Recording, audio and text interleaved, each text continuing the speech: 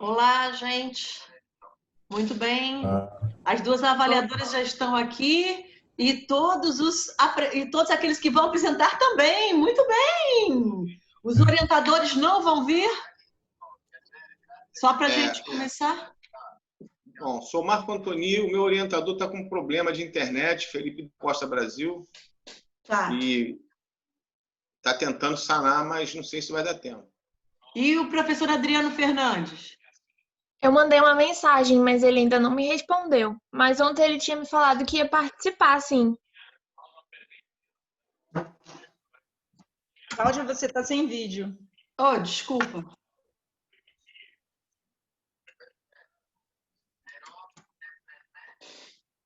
Opa, agora sim.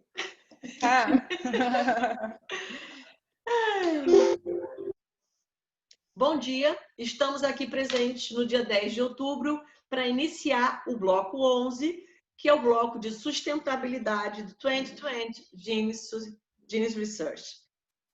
Por favor, Luana e Hugo, o pôster. Um minuto.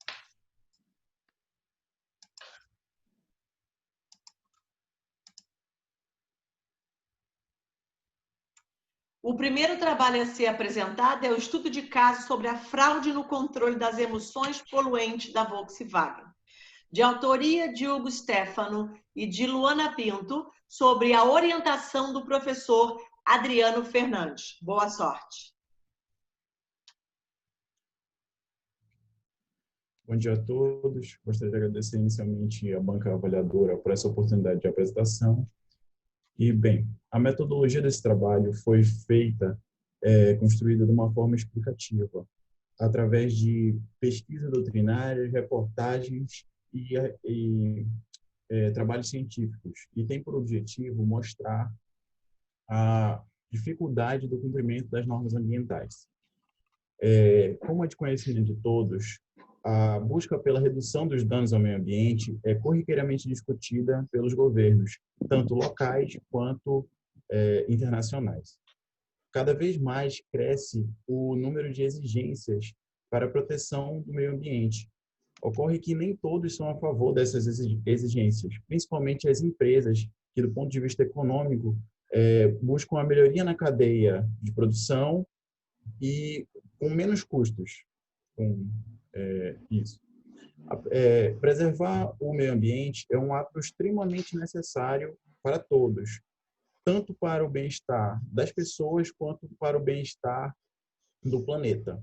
E essa é uma obrigação de todos protegê-lo e melhorá-lo para as gerações presentes e as gerações futuras, conforme diz o princípio número 1 da Declaração de Estocolmo. E foi com esse pensamento que foram feitos diversos tratados e acordos internacionais, como a Declaração de Estocolmo em 72 e a Política Nacional do Meio Ambiente em 81, para a manutenção da fauna e da flora do planeta. Porém, apesar das diversas tentativas, só em 2007 que o direito ambiental e, consequentemente, o direito ambiental internacional começaram a ser aceitos de forma mais pacífica como ramos autônomos do direito. Apesar de serem considerados relativamente novos, essas normas têm dado resultados muito positivos, pois, em sua maioria, são munidas de características muito similares, como a bilateralidade, que refere-se a vinculação de duas partes, uma exigindo o cumprimento da norma da outra, a generalidade, que diz respeito a norma se dirigir a todos os indivíduos que nela se enquadrem, naquela situação jurídica. A abstratividade, que diz respeito à norma se dirigir de um modo geral, para regular os casos concretos de todas as situações, e a imperatividade, que é uma das principais características da norma, ela é o fato dela mesma impor o seu cumprimento. E a coercibilidade, que é a possibilidade do uso da coação para o cumprimento da norma. Bem, somado a essas características, ainda tem as crescentes cobranças internacionais, como de ONGs, as organizações não governamentais, a fim da redução da poluição do planeta. Mesmo assim, ainda enfrentam-se muitas dificuldades, como a participação do Estado, que muitas vezes deixa na mão das empresas essa questão de não gerar tantos poluentes, sem dar os devidos incentivos para que elas cumpram as normas. Além disso, um emaranhado de normas muitas vezes acabam por confundir e elas também às vezes são utópicas demais e não conseguem simplificar, fazendo que fiquem muito mais burocráticas e desfavoráveis. Então, algumas empresas acabam por burlar o sistema e causando diversos prejuízos ao meio ambiente.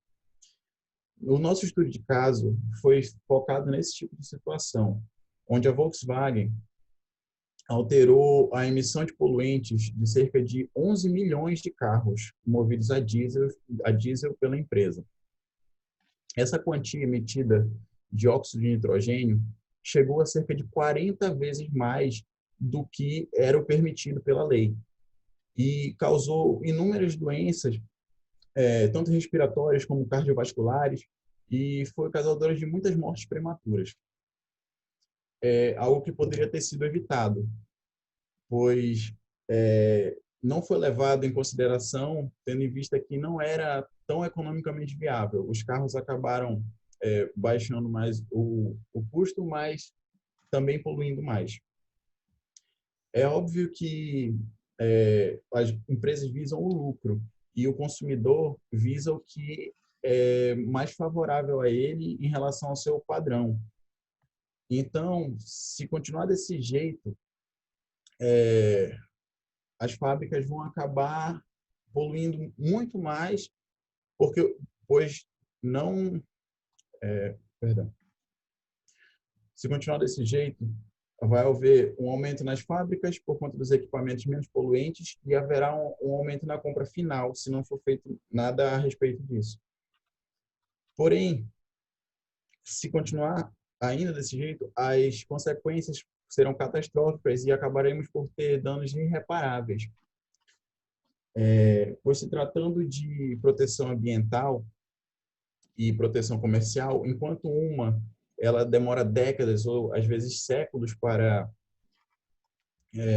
se concretizar, a outra é muito rápida. O direito comercial ele se expande de uma forma muito mais irrestrita e livre e muito mais rápida. Dito isso, Desculpa, eu vou te interromper. Isso. Para dar tempo de falar todo mundo. Para ela explicar melhor a situação da Dieselgate. Obrigado. Desculpa. Então, bom dia, eu me chamo Luana e eu vou dar continuidade explicando justamente sobre o caso específico da Volkswagen, que a gente vai conseguir melhor explicar sobre o artigo. Esse caso da Volkswagen ele ficou conhecido como Dieselgate.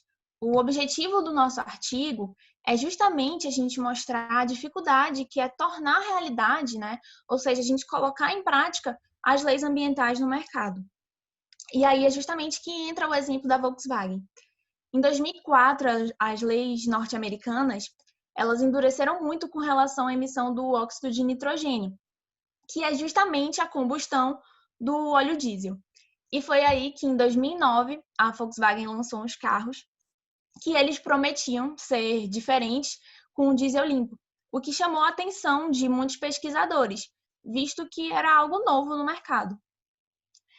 E o que acontece é que na lei norte-americana, os testes eram realizados dentro de laboratórios, por meio de dinamômetros. E o teste dos pesquisadores, eles foram feitos na rua, na estrada, com carro em movimento. E aí que os resultados, a diferença foi discrepante.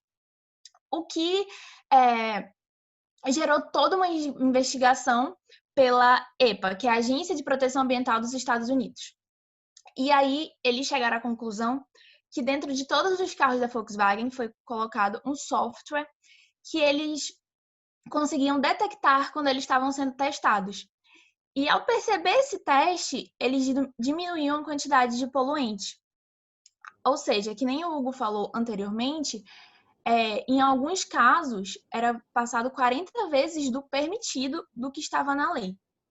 Agora a gente falando um pouco das consequências de todo o fato da Dieselgate, teve um estudo que afirma que a poluição do óxido de nitrogênio causou cerca de 5 mil mortes na Europa, 29 mil mortes prematuras por ano no Reino Unido.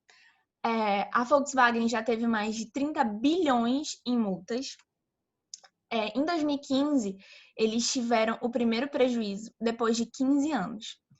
E a discussão vem justamente com relação: será que se eles não tivessem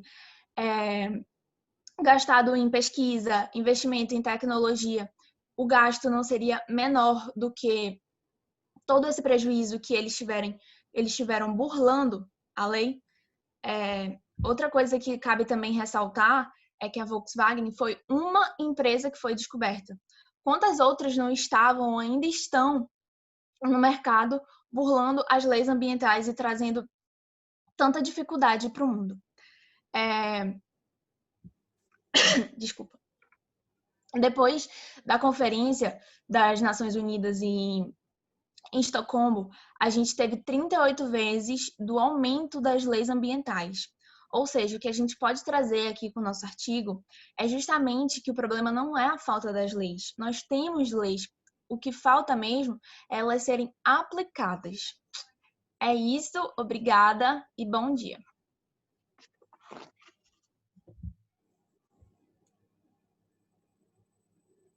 Avaliadora, por favor, Cláudia Forquim, pode abrir o microfone. Bom dia a todos. Inicialmente, eu agradeço a professora Cláudia Ribeiro pelo convite para estar aqui. É sempre um prazer trabalhar com ela e, sobretudo, falar de sustentabilidade. Eu parabenizo inicialmente os autores pela escolha do tema, porque ele impacta em tudo, né?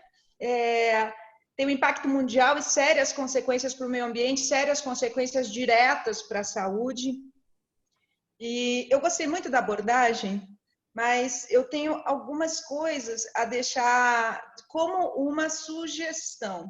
Bom, em primeiro lugar, que a gente, há 2 décadas atrás, estaria tratando isso no tema no âmbito do direito comercial, né, professora Cláudia? Porque estaríamos falando de concorrência, de quem gastou mais, quem gastou menos, e hoje, graças a Deus, a gente está falando isso no âmbito do direito ambiental, voltado para a sustentabilidade, não é? O conceito de desenvolvimento sustentável que começou lá na década de 80 a ganhar forças e que hoje está refletido na maior parte dos países ocidentais na sua legislação. A fala da Luana esclareceu exatamente algo que eu tinha em dúvida, que era exatamente qual era o objetivo a que os senhores queriam chegar. E ela me esclarece que exatamente como que reverbera a questão, a legislação ambiental na prática empresarial. Eu acho que seria importante que vocês esclarecessem isso no pôster. A Luana traçou perfeita e objetivamente, e seria interessante se nós tivéssemos isso lá, porque para o leitor elucida muito fortemente e desperta o interesse em ler o trabalho. A segunda coisa que eu gostaria de pontuar é que seria interessante, talvez isso esteja no corpo do trabalho de vocês, esclarecer se essa empresa celebrou algum compromisso de ajuste de conduta, né, com algum estado, né, ou se ela adotou espontaneamente algum programa de boas práticas, né, o famoso compliance que está tão em vogue hoje em dia.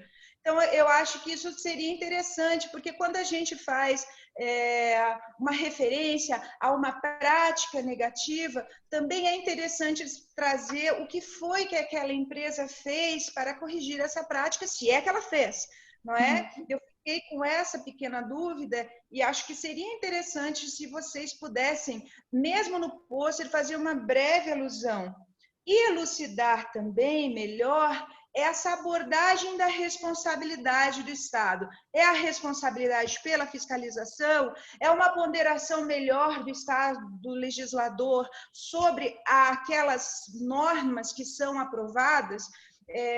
Me chamou bastante atenção uma afirmação que vocês fazem, no sentido de que normas muito pesadas concitam ao descumprimento, né? É uma afirmação dura, mas ela traz em si, ou incita na gente uma reflexão. Será que a norma é realmente dura? Será que a norma não quer garantir o mínimo? Aqui falando assim, no mínimo existencial mesmo, o mínimo para que a gente tenha um desenvolvimento efetivamente sustentável e tendo em mente já aqueles objetivos de desenvolvimento sustentável que nós estamos na ordem do dia com eles para cumprimento. Então, essa é uma reflexão que eu gostaria de trazer para vocês, e aí eu faço a minha pergunta, né?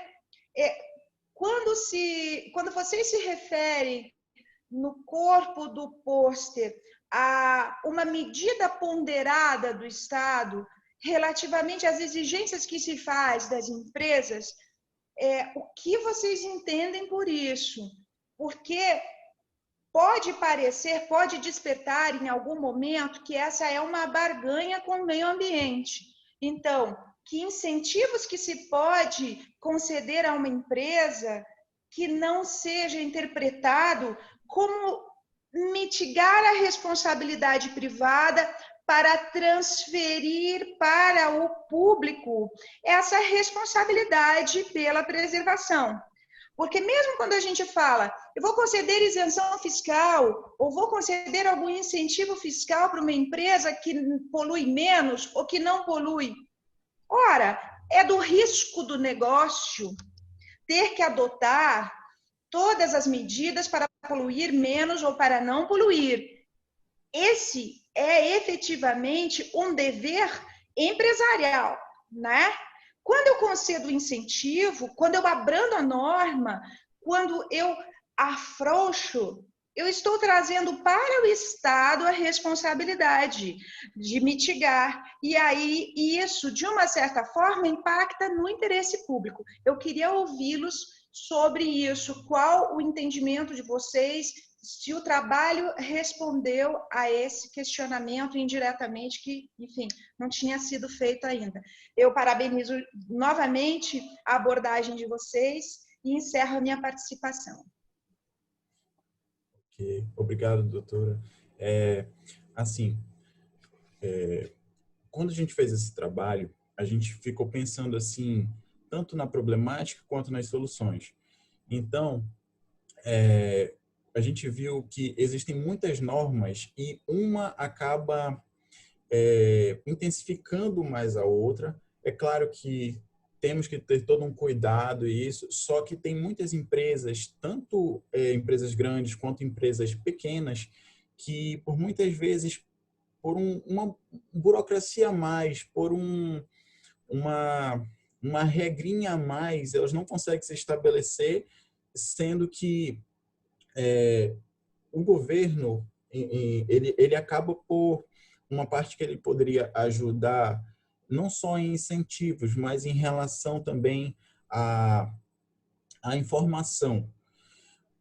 Porque certas áreas, por exemplo, você vai montar uma empresa, você vai construir ela do zero e o governo, às vezes, não dá o suporte necessário em relação a tanta informação. Naquela área você vai precisar fazer isso, isso, isso e aquilo, ou coloca regras que, infelizmente, não conseguem,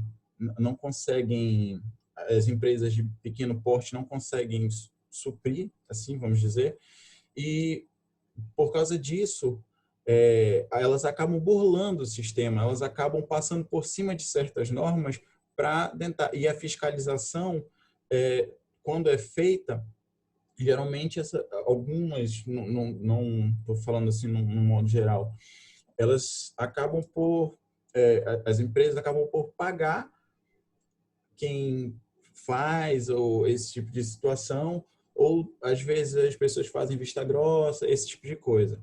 Com relação aos incentivos, se houvesse alguma reunião prévia, alguma coisa em situação de para informar, eu acredito que facilitaria muito, tanto na questão de documentação quanto na questão financeira para esses incentivos. Se a Luana quiser complementar mais alguma coisa. Não. Tudo bem? Desculpe, Ok. a minha internet cortou. Esses problemas tecnológicos temos o tempo inteiro, mas vamos Eu seguir. ouvi a resposta. Eu ouvi a resposta. Está satisfatória? Sim, estou satisfeita. Por favor, Érica Tavares. Microfone. Na barra de ferramentas. Bom dia a todos. Eu também agradeço a professora Cláudia pela oportunidade, pelo convite. Conforme a professora Cláudia também, eu identifiquei essa dificuldade de dessa delimitação do objetivo geral dentro do post de forma clara, né? Com a explicação realmente da Luana, isso fica mais claro. Na fala de vocês, eu identifiquei, é claro que esse tema é um tema maravilhoso, uma discussão maravilhosa, na questão da poluição atmosférica, a questão do desenvolvimento sustentável, como a própria professora Cláudia já observou, mas eu senti dentro do pôster uma falta de clareza no sentido de que nós somos avaliadores, nós entendemos do assunto, mas para um leigo que não leu, o que não entende do assunto, faltou explicar um pouquinho, faltou ter um pouquinho sobre o que é essa poluição, quais são essas emissões, qual é a lei que vocês estão tratando, né? Porque o percentual foi superior ao permitido pela lei. Mas que lei é essa? O que você tem aí de regulamentação dentro do Brasil e fora do Brasil com esses parâmetros, né? Essa é a minha questão para vocês. Sobre isso. Como ela falou que tem um artigo, acredito que o artigo ele esteja completo. Mas, assim, surgiu essa dúvida. Qual é a lei? Qual é esse percentual? Tanto se fala 40 vezes, mas qual é o percentual? Qual é o parâmetro que se está utilizando? Que legislação se está utilizando como parâmetro para essa discussão?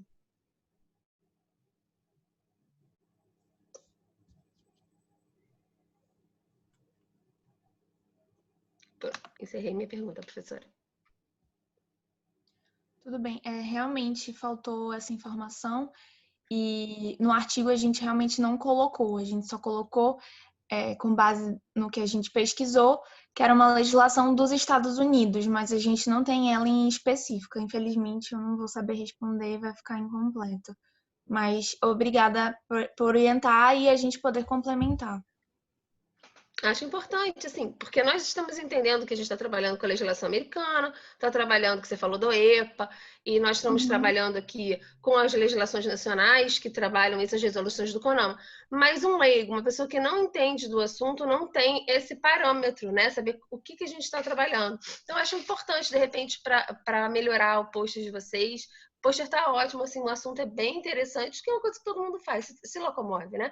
E a poluição atmosférica é uma coisa que hoje faz toda a diferença. Então, acho que vale a pena vocês investirem em atualizar essa pesquisa, em ter assim como os resultados, né? Se houve ou se não houve algum tipo de correção do problema, enfim, acordo com compliance, como a professora falou, trazer esses parâmetros, tá bom? Obrigada. Poderia falar só mais um pouquinho, Claro. rapidinho? Porque realmente faltou essa última informação com relação a informações mais atuais em relação a como eles estariam resolvendo esse problema. A questão em 2016, eles entraram com uma proposta, Volkswagen, de 10 bilhões ainda para resolver todas as ações judiciais. Essa proposta foi sendo analisada mas só em 2017, quando muitas ações já tinham sido resolvidas, que eles entraram com uma nova proposta de 4,3 bilhões para encerrar todos os processos.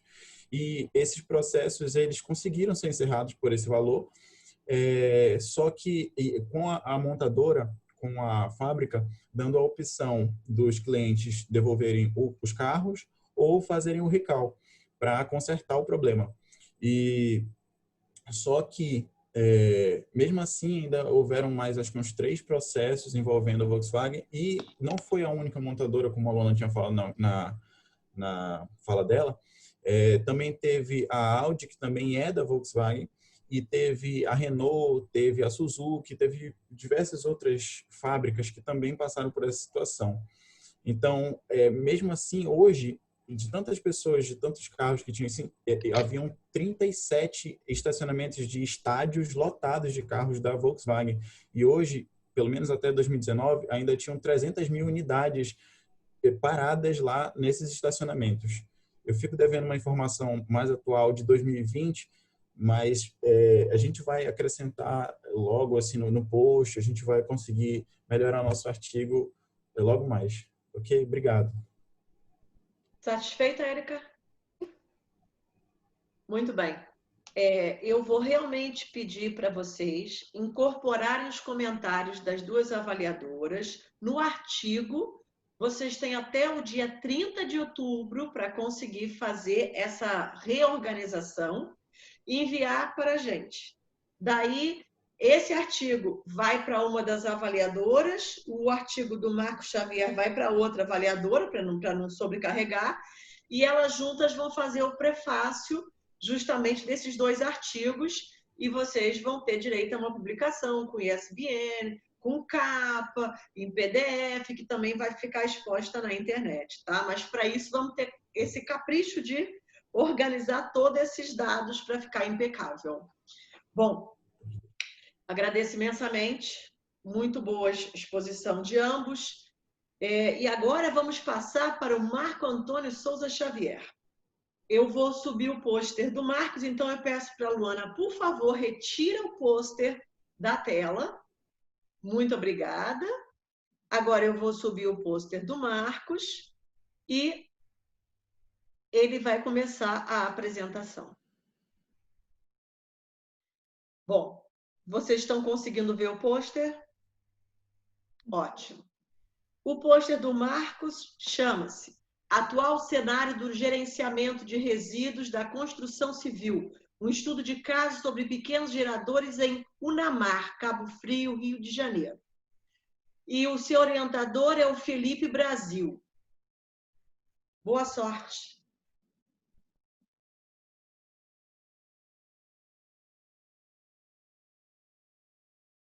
Marcos, tem que botar o som.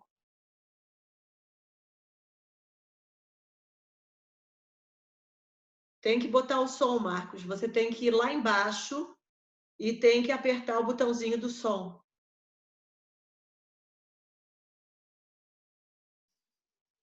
Agora sim. Foi, agora foi. Ficou no celular. Sem problema, vai conseguir. Pode iniciar? Pode. Bom, repetindo. Bom dia, obrigado pela oportunidade. Sou Marco Antoni, aluno do curso de mestrado profissional em Ciências do Meio Ambiente pela Universidade Veiga de Almeida, Rio de Janeiro. Vou apresentar um estudo de caso, fruto de minha dissertação. As relações do homem com o meio ambiente estão intimamente e historicamente ligadas ao desenvolvimento socioeconômico, entre outros a construção civil, que é uma das principais fontes geradoras de empregos no mundo. Porém, também é fator determinante na intensificação da degradação ambiental, seja pelo consumo descontrolado de recursos disponíveis na natureza, seja pela produção de insumos para a construção civil ou ainda pela falta de gerenciamento dos resíduos da construção civil. Segundo os dados da Organização das Nações Unidas, da ONU, atualmente somos 7 bilhões de habitantes, gerando 1,2 bilhão de resíduos no mundo. com previsão para a próxima década de 9 bilhões de habitantes, gerando 2,2 bilhões, incrementando a poluição ambiental, resultando em diversas anomalias, entre outras a contaminação do solo, da água, do ar, proliferação de vetores de doença, poluição visual, mudanças climáticas e o aquecimento global. Estima-se que em todo o território nacional, atualmente, é gerado 93.355 toneladas dia de resíduos da construção civil, destacando a região sudeste, com 51% desse total gerado, sendo uma das principais fontes de poluição ambiental, resultando também na contaminação do solo, de doenças, poluição visual, mudanças climáticas e aquecimento global também. O objetivo dessa pesquisa é identificar o modus operandi de gerenciamento de resíduos da construção civil por pequenos geradores de UNAMAR, destacando o ponto de vista político brasileiro, aspectos técnicos e legais, e ainda propor ações educacionais e institucionais para dirimir os impactos ambientais. Mas o que é o gerenciamento de resíduos? De acordo com o artigo 2º, inciso 5, da Resolução CONAMA 307 de 2002, gerenciamento de resíduos é o sistema de gestão que visa reduzir, reutilizar ou reciclar resíduos por planejamento prévio, priorizando a não geração ou a geração controlada, a segregação, o armazenamento adequado para posterior coleta ou descarte em local definido, ou seja, em local ambientalmente adequado. Mas como saber o destino? Para isso, o pequeno gerador tem que saber identificar qual o tipo de resíduo. E isso a gente conhece pela classificação técnica, que vai de A, B, C e D. Os resíduos classe A são os reutilizáveis ou os reaproveitáveis, reciclados em agregados, destinados a usinas de beneficiamento para posterior reutilização. Entre outros, pedra, tijolo, terra, blocos de concreto, terra. E os classe B são os recicláveis destinados a usinas de reciclagens, a pontos de coleta ou mesmo para catadores autônomos. Estes, entre outros, são plástico, papel, papelão, vidro, PVC, madeira. Os C, resíduos classe C, são os recicláveis que ainda não conseguiram soluções tecnológicas ou economicamente viáveis para reciclar esses resíduos. São lixas e estopas usadas, massas de vidros e por aí afora. E, finalmente, os de classe D são os perigosos contaminantes, como o amianto, resina e tinta. Bom, a metodologia é o seguinte: trata-se de um estudo de caso, de cunho descritivo, por análise sistemática, qualitativa observacional do gerenciamento dos resíduos da construção civil na região estudo, onde foram realizadas incursões mensais aleatórias por 12 meses, de junho de 2019 a maio de 2020, fotografando e registrando a localização dos acumulados de entulhos com data, latitude e longitude, e ainda identificando minuciosamente a classificação técnica dos resíduos da construção civil para a qual deveriam ser encaminhados. Foram cadastrados 108 pontos de descarte ilegal espalhados em toda a região. Esses pontos foram separados por 3 tipos de descarte para facilitar o acompanhamento, cada qual com suas características e peculiaridades. São estes: 36 pontos de descarte habitual na Avenida Independência, às margens da rodovia Amaral Peixoto, principal via que corta o bairro, pista de subida e descida, denominado pelo próprio Plano de Saneamento Básico de 2014 de Cabo Frio como ponto de bota fora, que parece ser habitual na região, para posterior coleta. Já também encontrei 36 pontos com descarte em terrenos baldios, abandonados, sem contenção de cerca ou identificação, e 36 pontos de descarte ocasional em frente a construções, são aqueles acumulados de entulho em frente à obra, totalizando os 108 pontos. Resultado: o gráfico 1 representa os 108 pontos de descarte.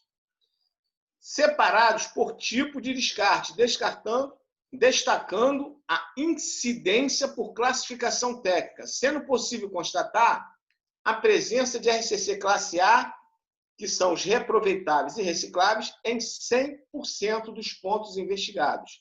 A presença de RCC classe B em 60% e os classes C e D em 20% dos pontos, respectivamente.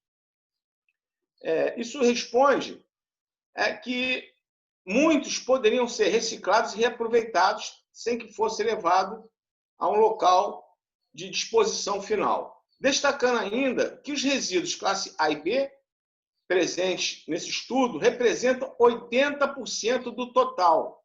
E 20% do total ficaram os resíduos classe C e D, que deveriam ser realmente descartados, porque o A e B poderiam ser reciclados e reaproveitados. A foto 1, 2 e 3 representa o cenário inadequado de gestão de RCC, destacando a falta de segregação. Todos eles estão misturados e a consequência disso é a contaminação, inclusive com lixo urbano, resíduos de poda de árvore e resíduos volumosos, como geladeira, fogão, móveis e outros mais. Considerações finais. A resolução CONAMA, de 5 de julho de 2002 e alterações, baseado na proteção do meio ambiente, estabeleceu um prazo de 12 meses para que os municípios e Distrito Federal elaborem seus respectivos planos de gestão de resíduos da construção civil, proibindo a disposição em aterros sanitários de resíduos sólidos urbanos, onde é colocado o lixo urbano, no caso, em encostas de rodovias, em corpos d'água, em terrenos vagos, em lotes, em terrenos de bota fora, em áreas protegidas ambientalmente, a fim de minimizar os impactos ambientais. São diversas as proibições e penalidades estabelecidas em lei, entre outras, a Lei Federal 9.605 de 98, que dispõe sobre as sanções penais e administrativas derivadas de condutas e atividades lesivas ao meio ambiente de responsabilidade dos agentes poluidores, que concorrem à prática de crimes previstos nessa lei, incluindo nas penas a eles cominadas na medida de sua culpabilidade, mesmo aqueles que, sendo de conduta criminosa, deixar de impedir sua prática, prevendo penas e multas. Ou seja, não tão somente aqueles que estão gerando propriamente dito, aqueles que devem, os agentes públicos que devem também combater e não fazem nada, também serão responsabilizados penalmente.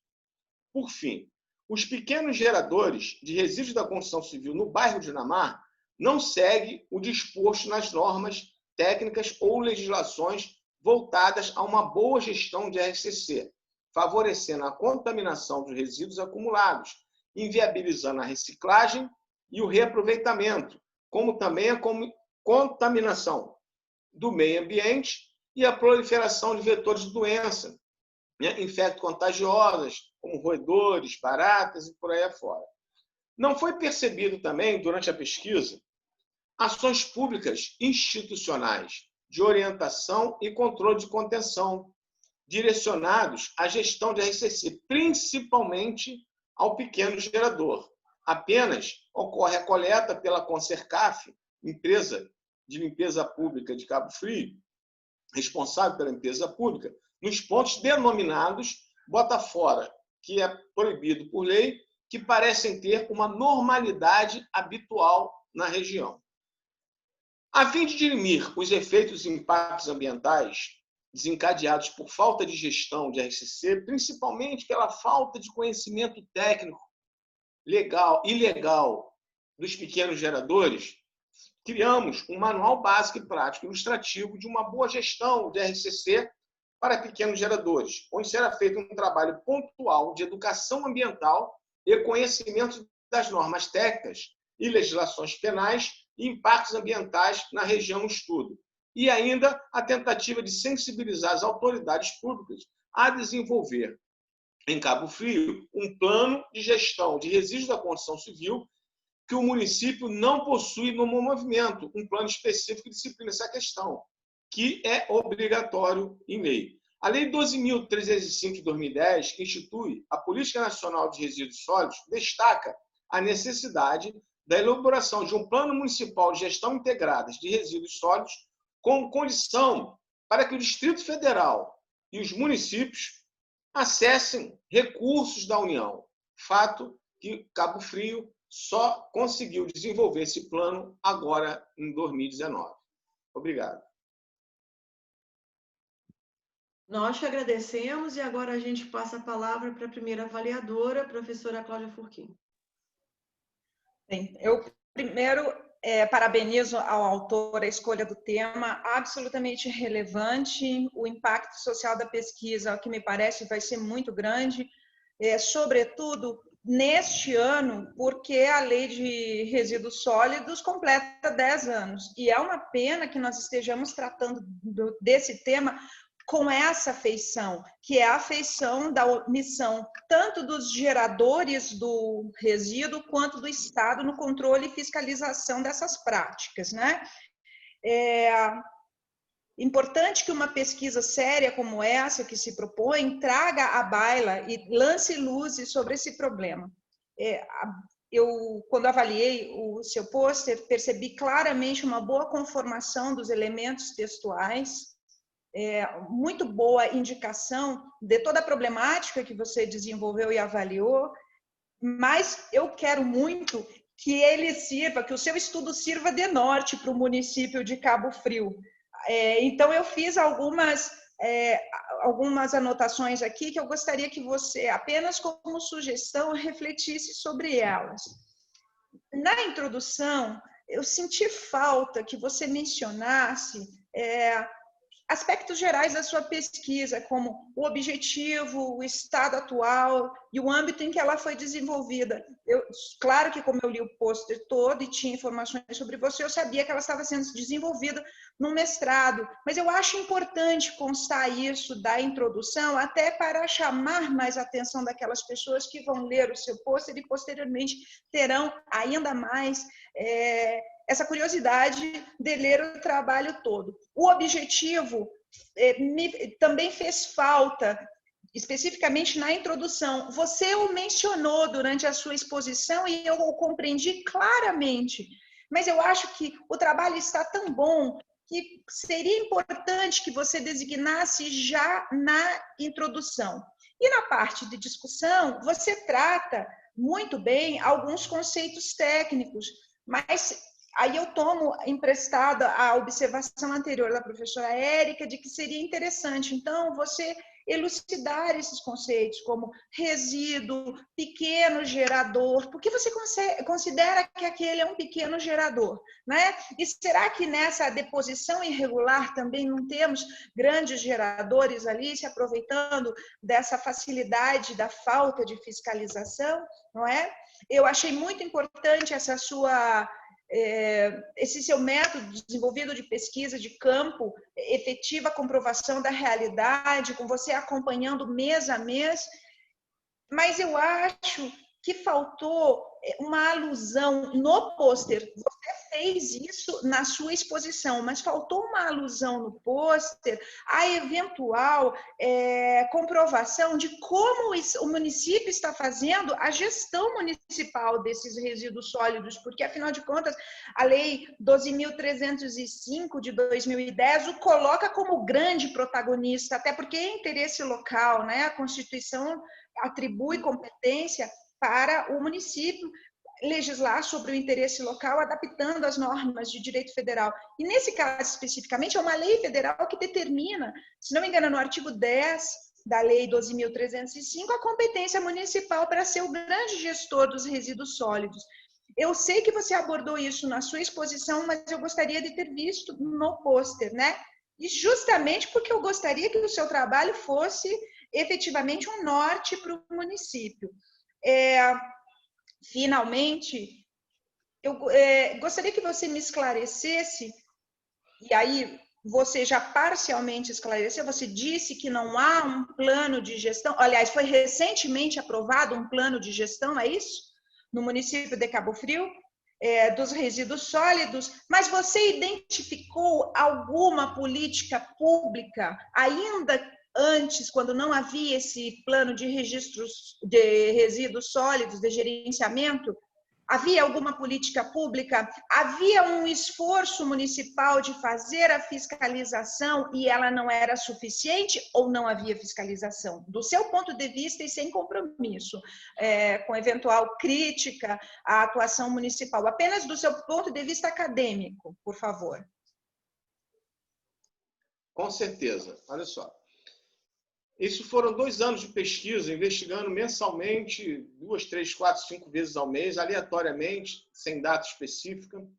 E Cabo Frio, ele não possui, no plano municipal de saneamento básico de 2014, está, dentro desse plano, indica que a problemática de Cabo Frio, quanto aos resíduos da construção civil, todo esse gerenciamento, é por falta, talvez seja pela falta de um plano específico de gerenciamento de resíduos da construção. Eles não têm, eles mesmos, no plano de saneamento básico, eles afirmam isso na página 245 do plano deles. E em 2019, eles fizeram um plano de gestão integrada de resíduos sólidos, não de construção civil, de resíduos sólidos em geral. E comentam sobre construção civil em uma folha, como acontece já no saneamento básico, eles comentam sobre construção civil, eles falam sobre esses pontos de bota fora, que na legislação é ilegal, como se fosse algo habitual, necessário para que ocorresse, e as pás escavadoras e os caminhões, isso está escrito no Plano Municipal de Saneamento Básico de 2014, não foi investigado, tem comprovação. Então, o que acontece? Agora, minha experiência pessoal, eu não vi durante esses anos, esse ano de 2019 a 2020, nenhum tipo de política pública, de orientação, de contenção, É como se, por exemplo, a Avenida Independência, as margens da rodovia Manuel Peixoto, que é uma estrada federal que corta, é muito grande, são vários pontos. Eu encontrei 36 pontos misturados com lixo. E assim, aí a Consercaf vai lá de 15 em 15, 10 em 10, não tem uma data certa, recolhe. Antes eles levavam para 2 arcos para fazer a segregação inicial. Mas 2 arcos era um tipo de chão que foi proibido, teve inclusive problemas com o Ministério Público, que eu tenho. Na minha dissertação tem isso tudo, que são várias páginas, deu 140 páginas. E nessa situação de Cabo Frio, parece uma habitualidade. Eles não entram em condomínio para recolher. O próprio pequeno gerador, ele tem que dar o jeito dele de descartar. Então, ele descarta as margens em terreno baldio, onde for que a cabeça dele der. E os grandes geradores, eles têm que ter um plano de gerenciamento de resíduos da construção civil até a disposição final. Quanto ao pequeno gerador, na legislação diz apenas que ele é responsável pelo resíduo. Ele não há necessidade de fazer um plano de gestão. Isso é a cargo da prefeitura que tem que desenvolver esse trabalho, entendeu? E não é feito. É feito apenas a coleta. Nesse plano de 2019, eles falam que fazem uma segregação, dentro do plano diz, em cima do caminhão. Eu não sei como, que faz uma segregação de resíduos classe A, B, C e D, resíduos de lixo urbano, resíduos volumosos, resíduos de poda de ar, tudo em cima do caminhão. Eu acho impossível, mas está escrito. Aí, eu não pesquisei essa parte, que minha intenção foi direcionar o pequeno gerador, porque eu quero fazer um trabalho mais à frente. Porque quando eu cheguei em Unamar, eu vi essa situação a olhos nus. Quando eu vi, eu falei, eu tenho que tentar alguma coisa. Eu vou fazer um trabalho de educação ambiental com o pequeno gerador.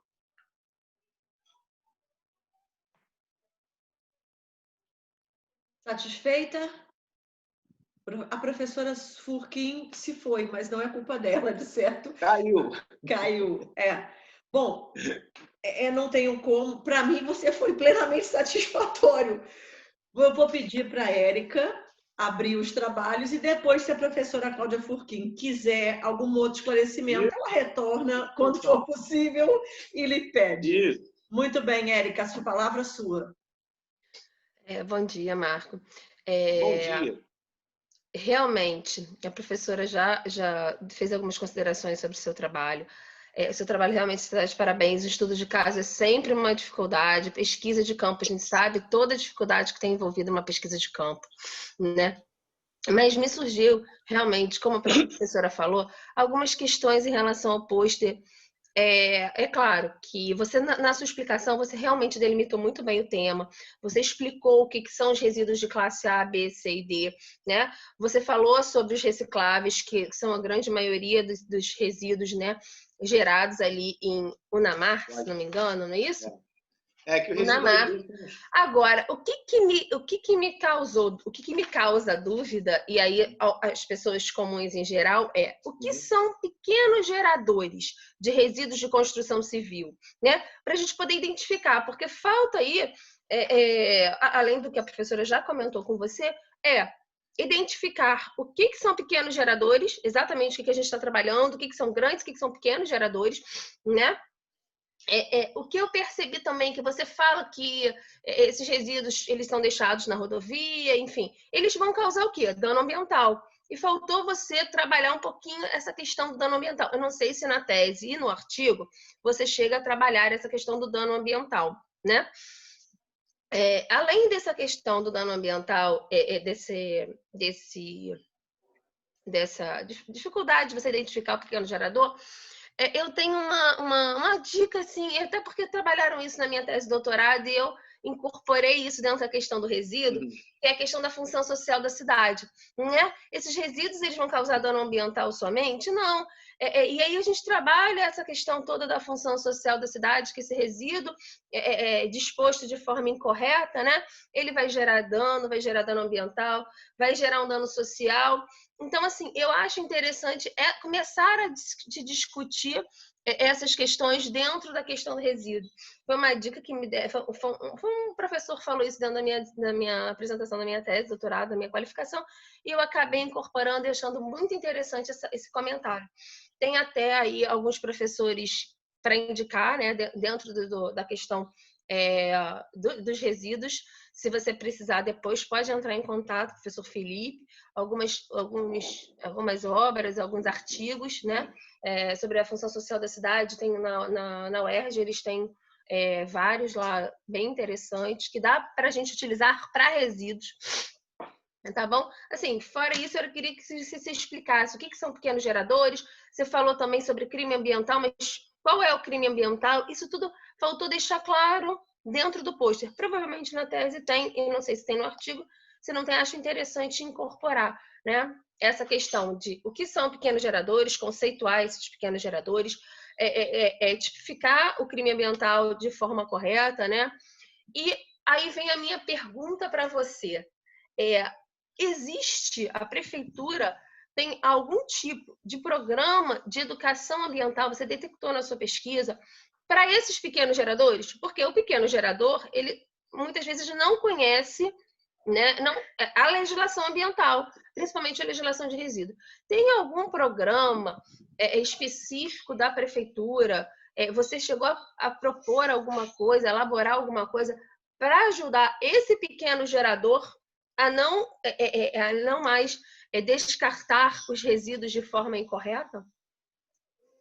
Sim.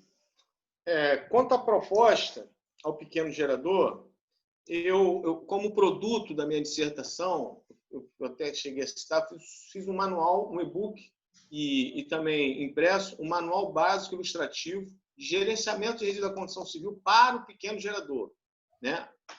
Explicando a legislação, quais os crimes que estão cometendo, quais os problemas sociais, que lá né, tem mais espaço. Eu deu 45 páginas o e-book. Eu coloco tudo sobre isso, explicando, e a minha intenção é fazer um trabalho de educação ambiental na região para os pequenos geradores. São as obras de 2 pavimentos até, no máximo, 100 metros quadrados de construção.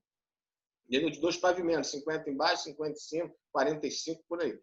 entendeu? E os grandes geradores são aqueles prédios, indústrias, fábricas que fazem essas grandes obras, aí, inclusive da prefeitura. Mas eu tenho, já está pronto, inclusive já foi publicado pela editora Autografia, foi publicado agora essa semana, esse produto, onde eu vou começar a disseminar aqui na região para tentar melhorar. E o aspecto social, aqui é a área turística. E na minha dissertação, eu não tenho certeza se no artigo eu cheguei a colocar. Eu acho que eu coloquei no artigo também. Porque se a área de turística, a região, a poluição visual de observação daquela quantidade de entulho jogado também influi no comércio, né? na geração de que as pessoas começam aqui não está legal, está muito feio isso aqui, eu vou para outra região, e a cidade vive disso, vive de comércio, vive de verão, vive de aumento. Aqui aumenta aqui nós temos uma base de 80 mil. Eu não moro aqui, eu moro no Rio. Aqui tem uma base de 80 mil. No bairro, em Cabo Frio, em geral, são 410 mil, segundo dados agora de 2010, porque ainda não teve os novos dados do IBGE. Mas tem a previsão, quando tem carnaval, esses eventos, chega a 1 milhão. 1 milhão de pessoas aqui visitando, observando essa situação. Então, quem vem, olha, não gosta muito, acaba não voltando mais e tem aquele impacto social, no socioeconômico na região. Para quem não é do Rio e não conhece, ontem o engarrafamento para a região dos Lagos chegou a mais de 6 horas, saindo do Rio de Janeiro.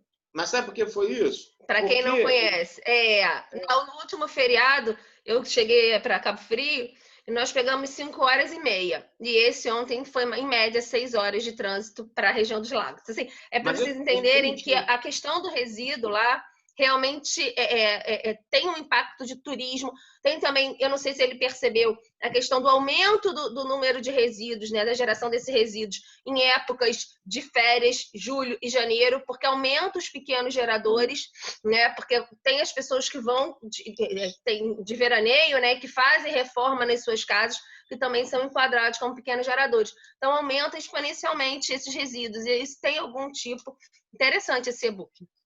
Muito bom, parabéns. Obrigado. Professora, estou satisfeita. Satisfeita? Professora Cláudia.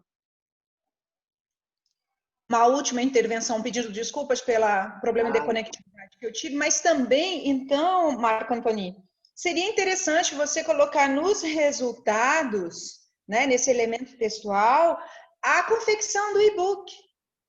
Com toda a razão, porque é efetivamente o produto da sua pesquisa. Isso é muito importante. Essa é mais uma sugestão, então, que eu faço. Obrigada. Nada, obrigado. Eu aqui agradeço. Sempre gratificante. Marco, eu vou pedir para você incorporar os comentários das avaliadoras no seu artigo até o dia 30 de outubro, para que a gente possa fazer a publicação, lembrando que os artigos são avaliados e sujeitam uma premiação ao final, no dia 5 de dezembro. Então, caprichem. Deixa comigo. Muito dia bem. 5 de dezembro. Não, você tem que entregar até dia 30 de outubro. Aí vai para as avaliadoras, o que vai para uma delas. Uhum. O que vai acontecer? Tem outra comissão que também vai olhar outra, que não veio hoje, que não sabe quais foram os comentários aqui ditos, que também vai analisar. São 2 pareceristas. Entendi. E esses 2 pareceristas vão dizer quais são as necessidades, o que deve ser feito foi da outra vez, com relação ao pôster. Aí você recombina e simplesmente depois elas 2 vão receber o documento final para fazer o prefácio. Elas vão entregar o prefácio até mais ou menos o dia 15 de novembro. E aí nós vamos ter uma festa chamada Brinde à Ciência, onde todo mundo vai trazer uma caneca, um copo, uma taça de chimarrão, o que for da sua região, porque aqui tem gente de todos os lugares, Estados Unidos, Canadá, Uruguai, então nós estamos multiculturais. Nas 5 regiões. Aí o que acontece? a gente vai fazer um brinde à ciência e vai lançar os anais publicamente. Naquele momento, eles já vão direto para uma página e vão ficar acessíveis para todo mundo fazer as pesquisas com a base das nossas pesquisas. Tá bom. Tá? Agradeço, muito obrigado pela oportunidade. Parabéns pelo evento. Então, dia 24, a gente tem o nosso evento de premiação. Vamos ver se vocês vão ter nomeações ou não. E também temos o evento dia 5 de dezembro das publicações. Agradeço imensamente as duas avaliadoras. Agradeço imensamente todos os alunos que ficaram até essa hora para justamente esse painel cobrirem. E até o próximo ano, que teremos novo evento. Obrigado, Vou pedir gente. só para todo mundo dar um sorriso para que eu possa bater um print shot.